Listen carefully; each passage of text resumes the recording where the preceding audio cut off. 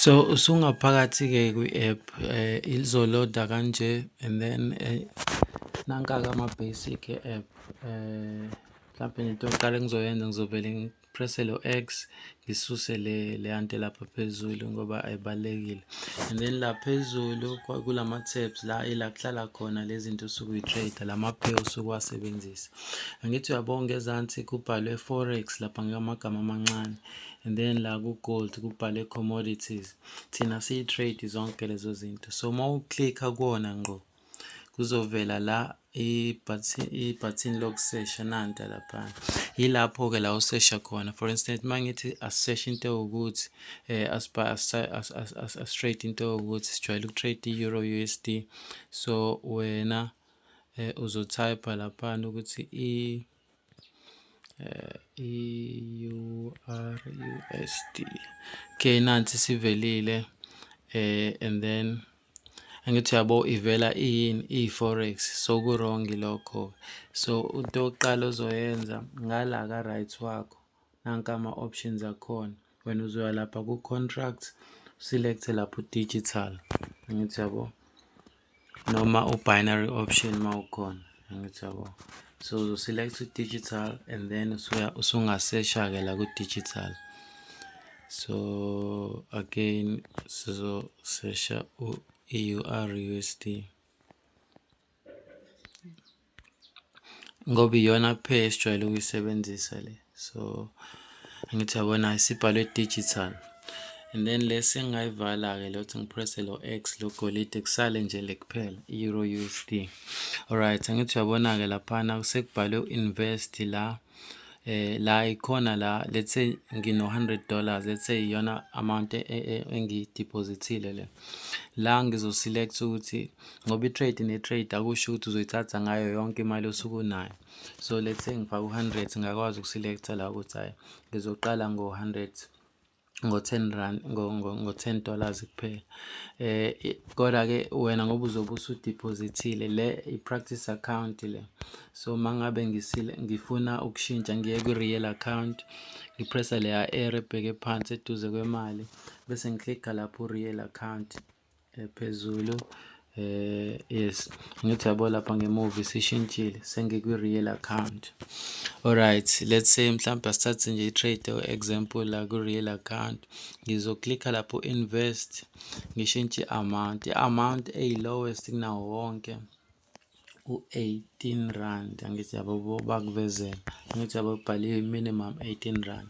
So wena utype leyo amount ngathi 20 rand mawuthanda bese uyabhaya. Let's say uthe asithathe i-trade ya sibhaye i-Euro USD sibhaye for 2 minutes. Then okwakho usuqala ufake amount laphana leyo ufuna ukuyithatha ngayo i-trade yakho bese ngezansi uya ku-expiration wenze njani uselect la isikhathi nangu 1 minute nazi ikhadi lapha za 1 minute noma ngizokutshela ukuthi uselect ezo-expire nini yabo. It's either ngizokutshela ukuthi isikhathi esingakanani noma ezo-expire nini kodwa ngicabanga right ukuthi ngikutshele nje ukuthi ezo-expire nini. And then mangithi uchoose le ya 11:50 ungachoose noma iyiphi ebhalwe 11:50 or mangithi 12 chaza ukuthi le trade le izoziphele ngo-12 ngqo angithi yabo. So ungaselecta noma iyiphi wena, so asiselect le ezophela ngo-11:50 angithi yabo isiselectekile laphana bese-ke mangithi buy uzopress ubuy mangithi sell uzopress usell. So asithi sibuke loya buy loya ayifuni ukusuka lento hayi. Okay, angithi uyabona lapho kuvela lento ethi confirm. Leyo nto izokuphazamisa in future mangabe ufuna ukuthatha i-trade fast ngoba kuyenzeka ukuthi uyayithatha ivele imove kakhulu isiye kule direction othe izoya kuyona. So into e-right ukuthi uvele nje uthi purchase in one click, uyiclick leya nto ibe on kanje, and then uconfirm. Leyo nto izovela on the first time kuphela, or mangabe ungakayitheni on izoloku ivelile njalo uma ufuna ukuthatha i-trade. So uthi ngiyithathe manje, senze example, ngithi yabo sengithathile i-trade ngo-20 rand, ngithi yabo, and then le trade izozenjani, izolasta for 2 minutes.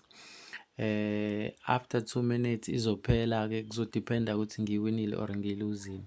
Noma usela-ke uzopressa usell, awukho-ke umehluko lapho. And then yeah, ngizowahlukanisa ama-video ngingachazi yonke into in one video. Alright, and then okay, yeah, and then elandela ivideo ngizobe sengichaza i-setup-ke ye-chart ukuthi mhlawumbe ushintsha kanjani, vela amakhandlela nani nani, but yeah, isho kanjalo nje i-trade. And then let's say kukhona i-trade esahamba kanje engakapheli, and ngithi mina awuthathe enye i-trade okwesibili, uzopressa la u-buy new, ungene khona isahamba leyana, ngoba angithi uyabo leyo yokuqala ayikapheli, uma uklikha la uyabo ukuthi isarana leya. Okay, isiphelile-ke leyo yokuqala le yasekuqaleni, and then manje sekuyilena-ke eranayo, angithi uyabo le isiphelile leya, sekusele le kade ngiyithatha manje, kodwa ubone ukuthi bisirana vele le already, even though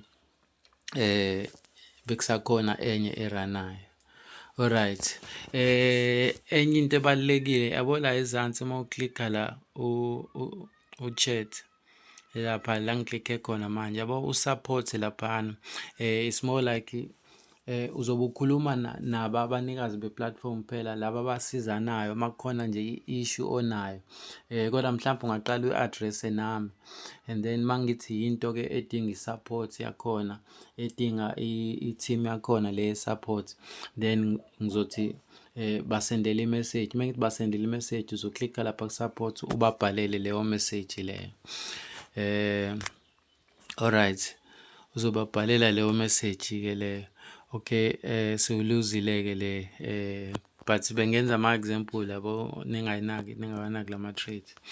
Alright, okay, elandelayo-ke ivideo noma othi ngisale sengichaza khona la lento, ngiyaxolisa ukuthi izoba yinde-ke, kodwa-ke izokusiza ekugcineni, vele lento uzoyibuka once or twice ugcine uyi-understand.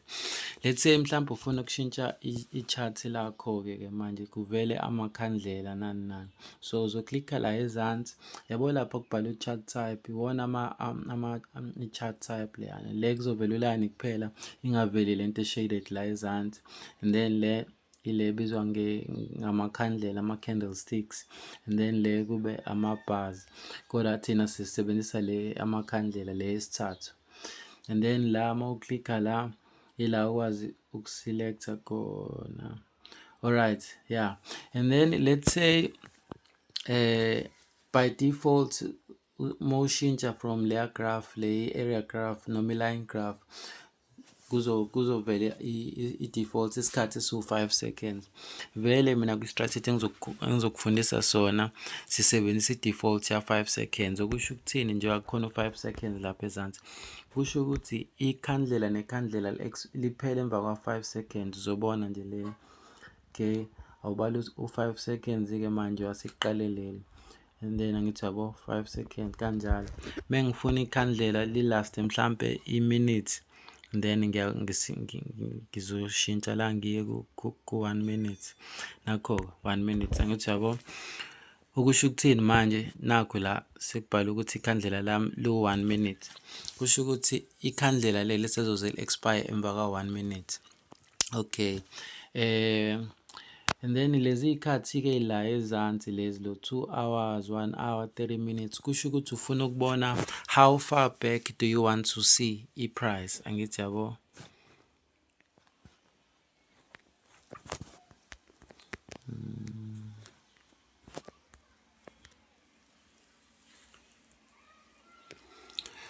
And then okwakho-ke ukuthi uselect leyo ofuna ukuyibuka ngaleso sikhathi, kodwa nje u-1 hour is enough just ukwazi ukuyiviewa kahle i-price yakho. In fact lo 1 hour it's because ngiku 1 minute. I think if we go back to u5 minutes u5 seconds, ngoba ngithe mina i-strategy esizosebenzisa su5 seconds, so amakhandlela wa5 seconds, so uzobuyela laphana ku5 seconds by default, and then la yona izobe iselecte u15 minutes noma u10 minutes, kokubili ku right yabo. In fact alright u10 minutes ngoba yeah uselect u5 ngala 5 seconds no 10 minutes. In fact mawuklik u5 seconds 10 minutes uzoyiselectela wena, so wakho nje ukushintsha lokho kuphela uthi 5 seconds. And then yeah, ngoba sengichazile ke ye-trade okay sharp, mhlawumbe ke ngisale sengifaka lana kuleya laba abafuna ukudeposit. So uma ufuna ukudeposita ufike kwi-app yakho wena uzobe isalapha ku-practice account kanje. Ingakuthusi indaba ukuthi uzodeposita kwi-practice account, no. Uma udeposita imali yakho vele izongena kwi-real account. So uzobe usuyaselecta-ke la ama-options. Umuntu osebenzisa u-Capitec ayikho i-bank yakhona, I think nobani, no-TymeBank, yeah, o-Ithala, obani zonke lawo ama-bank awekho la, kukhona nje i-big four, angithi yabo. So uzoselecta-ke i-bank yakho uma ngabe unayo lento ekuthiwa i-online banking, okusho ukuthi uyakwazi ukungena kwi-app yase-bank account ye-bank lakho efonini yakho. Uma unayo leyo nto then uzokwazi ukwenza i-payment ngebhank lakho. Uma ungenayo uzoselecta ikhadi, uzoza la ezansi uzoselecta ikhadi. Uma uya lapho ku-wallet wakho uthatha ikhadi lakho le-ATM lizobhalwa izinto lezi eziwu-2, kuzobhalwa either u-Mastercard noma u-Visa. Uli-check ulibuke ukuthi libhale ukuthini. For instance elaka F_N_B u-Visa, u-Capitec u-Mastercard. So let's say wena usebenzisa u-Capitec, njengoba ungekho u-Capitec la uzoselecta u-Mastercard, and then bese wenza njani-ke la uzobe usu-type laphana ku-amount, i-amount le ufuna ukuyiqala, othi ngifake u-R50 ngamabomu, ngithi yabo uvele u-ready ngobani awukwazi ukuqala ngo-R50. I-minimum nayo ibhaliwe lapha from 180.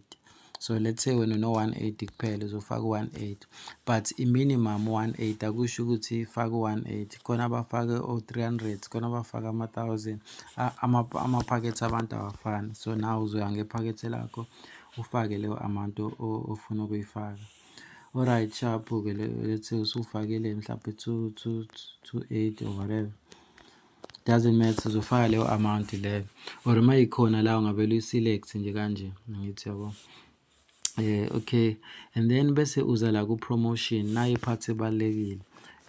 Uthi nje uvula ama-capital letter wonke, ubhale uZulu Trader, Zulu Trader kanje, ubhala nje kanje. Kuwena-ke leli bhathini la-apply lizobe li-green ngoba uzobe unawo ama-options available. Mina ngisena-option-ke, vele angikwazi ukusebenzisa i-promo code yami kwi-account yami, and futhi ayikho ye-broker enginike yona available kumina. Alright, kodwa wena kuzobe ekhona, so uzo-apply uZulu Trade, uthi apply la, and then mase u-applyile uzovela usunento e-green around wona. Ubonile kwamanje kuvele kwathiwa promo code not valid. Makunjalo kuwena, mina vele i-account yami angi-create-anga nge-link yami, angithi yabo, but wena i-account yakho uzoyi-create nge-link yami. Uma kuwukuthi awuyi-create-anga nge-link yami, nawe kuzovela kanje uZulu Trade angeke ube available kuwena. So uma ngabe indlela yoku-confirm ukuthi yonke into yenze kahle ukuthi ngesikhathi u-type la uZulu Trade kubonakala ukuthi uvele ube green, then kuzobe mangabe upress u-apply kumele uvele ube green, then kuzobe kukhombisa ukuthi ubhale kahle. uZulu Trade ongena space ongena lutho, ubhale nje ngathi igama elilodwa. Alright, and then-ke la uzobe usuwenza i-payment-ke ngendlela ejwayelekile. Uthatha ikhadi lakho, ufaka lezi namba ezinde la about 15 or 13 kanje, ziba kanje lezo zinamba, ngithi yabo. Okay, mina ngeke ngiyifake, but yeah, ufaka lezo iy'namba and then lezi la ilezi ezinde lezi ey'ningi la about 15 no 13, and then la ile expiry date inyanga nonyaka, mhlawumpe ezobhala ukuthi 06/2026 yabo, kusho ukuthi elakho uzo-expire ngoJune 2026 ikhadi lakho. Kodwa kubhaliwe kwikhadi lakho ukuthi expire nini, so uzobhala-ke nawe ukuthi okay, nayi inyanga unyaka u-2026, so uzobhala u-26. Kodwa lama-details uzowathatha ekhadini lakho yabo, kanjalo kanjalo wonke nje abhalwe ekhadini lakho. Then i-card holder igama lakho, bhala igama lakho uthi sibanibani wakasibanibani, alright. And then uma uliphendula-ke ikhadi, hhayi la kubhalwe khona lezina, uma uliphendula ngemuva kuzoba ney'namba eziwu-3, kodwa angazi mhlampe akhona asedizayinwe yaba ngaphambili le namba, but isikhathi esiningi kukhona iy'namba eziwu-3 eziba ngemuva kwekhadi hhayi ngaphambili. Then ubhale lezo y'namba ziwu-3 la, ubhale igama lakho la, and then bese uthi deposit laphaya.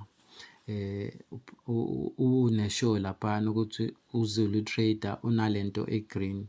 Makunjalo then ungadeposit. Uma ingekho le nto e-green kusho ukuthi i-account yakho awuyi-create-anga ngani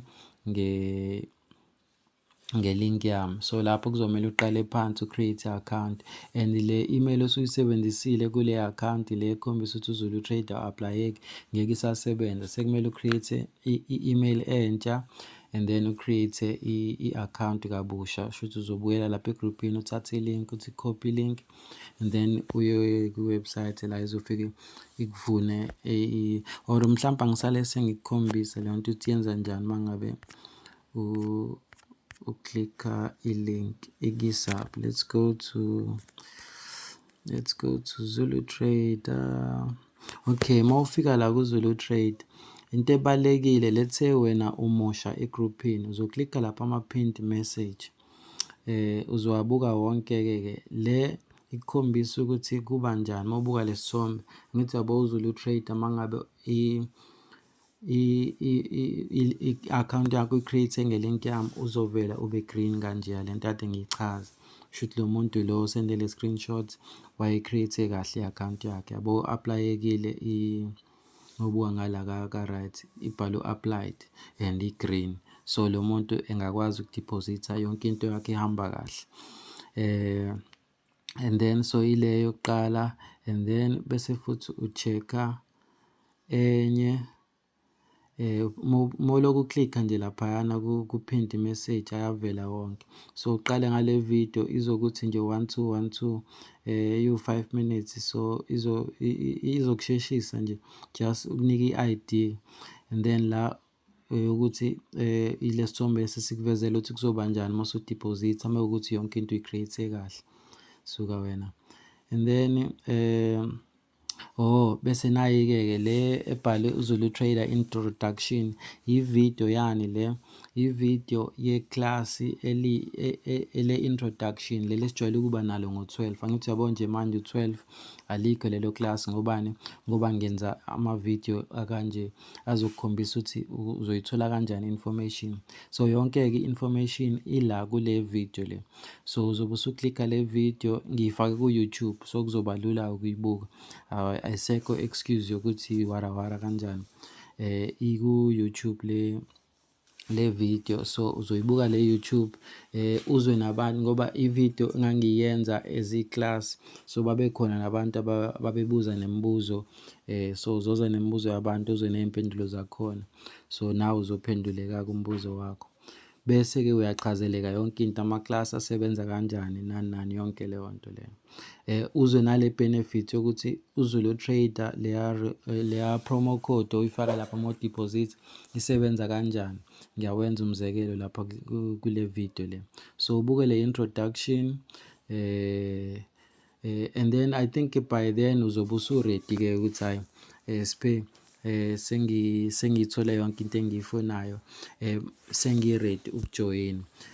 Mawungabe unawo u-180 or any amount from u-180, njengoba ngisho khona abaqale ngama-1000, khona abaqale ngo-180, iphaketha lakho laziwa wena kuphela. So uzosho nje uma ukuthi hhayi ikhona kodwa yokuqala. Uma usho njalo nje ngoba kunendaba ukuthi imalini, uma uthe nje hhayi nginayo imali yokuqala and sengi-ready, bese ungisendela i-message. Uyisenda kanjani i-message kumuntu? Okay, ngoba yami le angikwazi, kodwa wena uzobe ukwazi ukubona isithombe sami. Yabo le sithombe engisifake la, lesi sizovela la, yabo la kubhalwe khona u-VM. Wena uzoklikha nje isithombe sami kanje. Uma usiklikha kanje, uzobe lo muntu lo usuyakwazi ukummeseja ngokupressa lela button leli la message, angithi yabo. Yeah, bese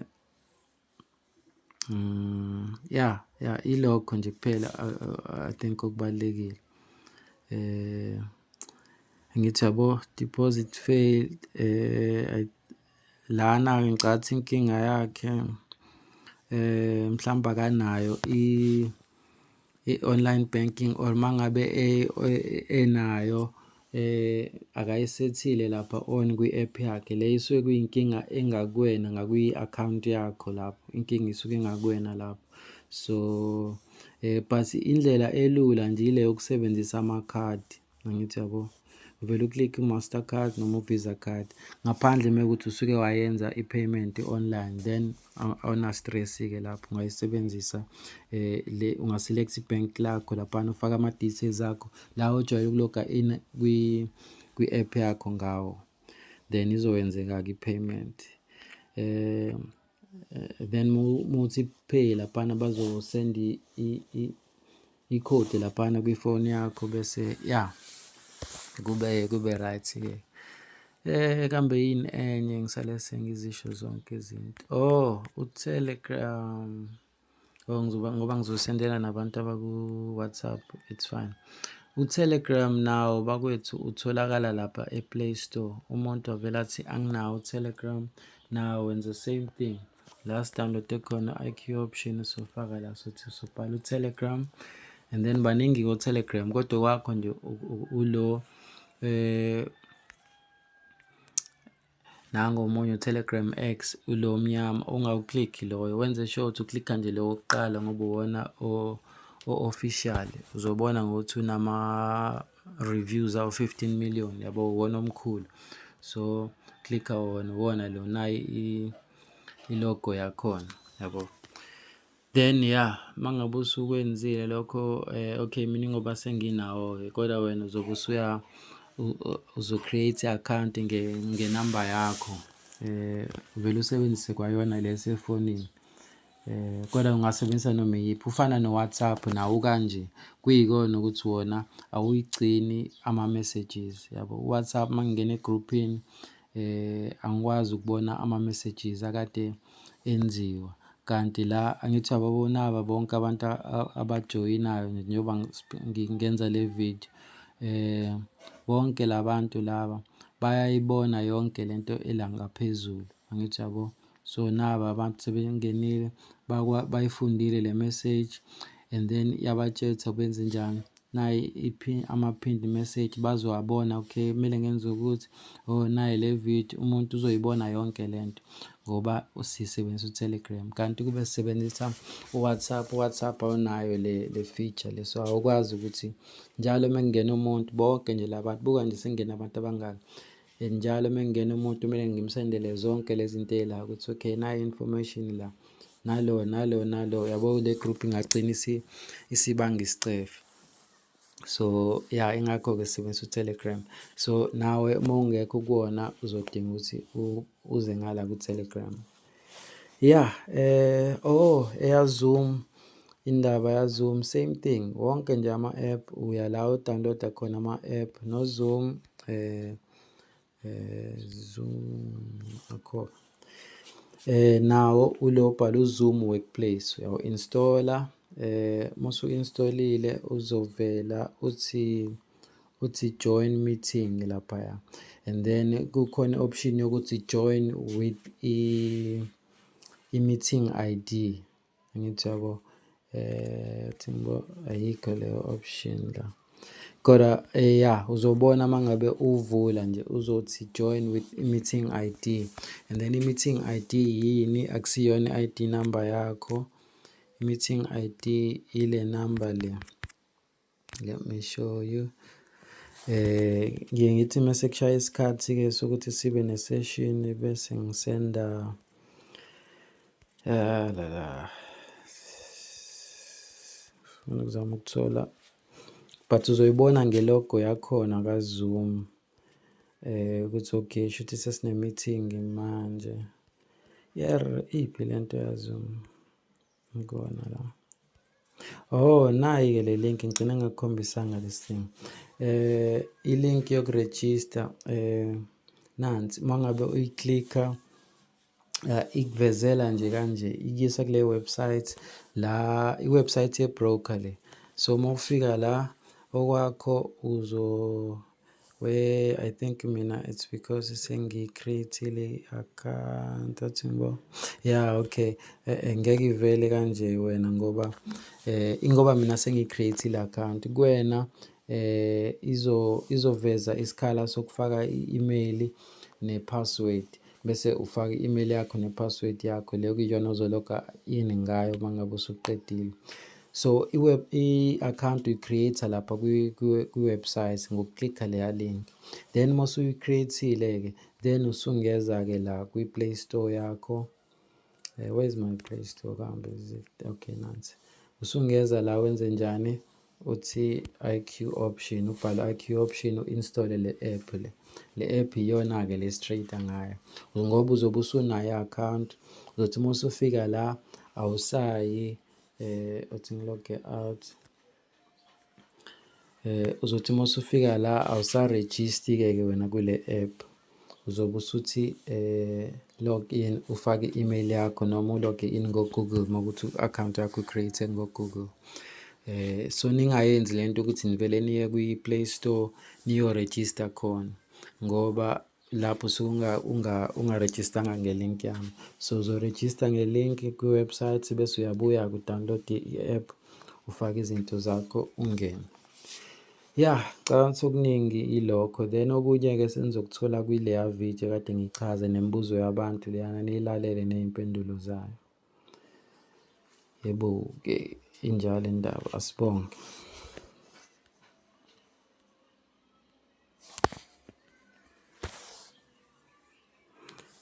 I am interested. All right.